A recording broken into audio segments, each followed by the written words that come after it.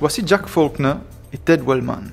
Ces deux jeunes diplômés de médecine londoniens, tous deux âgés de 26 ans, ressemblent à n'importe quel autre jeune de leur âge. Ils ont pourtant accompli un exploit sans précédent. À bord d'une minuscule barque, ils ont traversé l'océan Indien à la rame sans aucune assistance. Un périple que seules 20 personnes sont parvenues à accomplir avant eux. En 56 jours, le duo a pulvérisé le record de traversée entre l'Australie et l'île Maurice. Nous avons rencontré ces rameurs de l'impossible à l'hôtel Biche, où ils ont pris un peu de repos bien mérité après leur odyssée.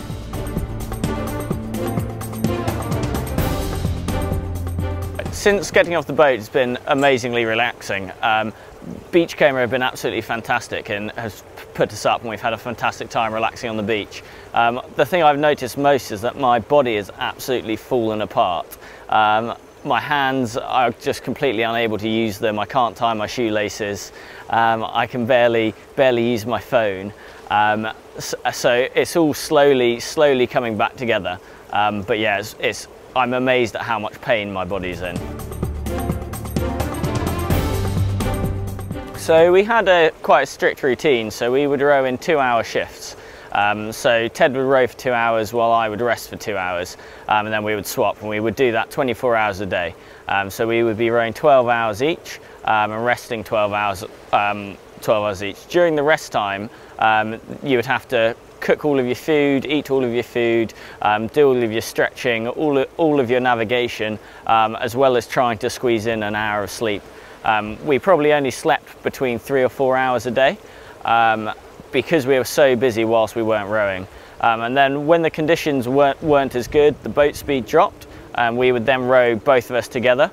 This would be for sort of 4 or 5 hours of the day, and then we would go back into our 2-hour shifts. So initially, our only goal was to cross the ocean and to raise a lot of money for such a fantastic charity, Médecins, sans Frontières.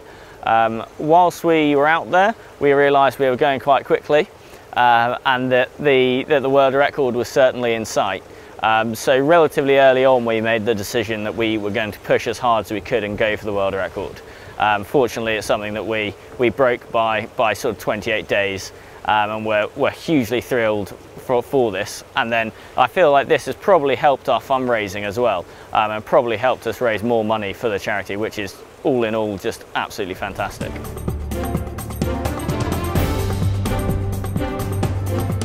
Yeah, so the thing that comes to mind first is basically nighttime. Although nights were often very difficult in their own way, they were also amazing.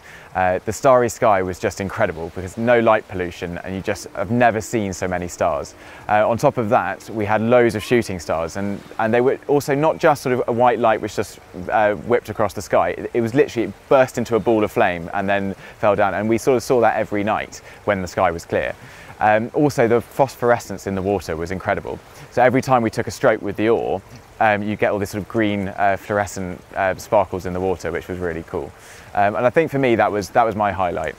We also saw some sort of shoulder dolphins that followed us outside of Australia.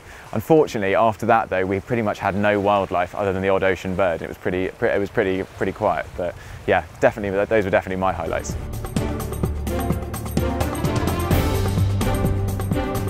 The last 36 hours was the hardest part. I mean, the thing is, we were obviously very close, and from that perspective we were incredibly excited, and we were sort of we could almost taste the finish line. But the problem was the weather changed, and we'd already been rowing really hard because we wanted to get here as fast as possible, and we suddenly then found out we're going to need to row probably for another 12 hours, having already been rowing for 32 hours with only a 2-hour break and not actually slept in that 2-hour break. So we were already at the sort of very edge of our abilities, and we then suddenly had to row an extra 12 hours because the wind changed, and we found that we had a sort of a bit of difficulty getting into the island. So I think that was the thing that really broke me, but we were very much able to keep going because the end was so close, and because we were so near to realising our goal and beating the record.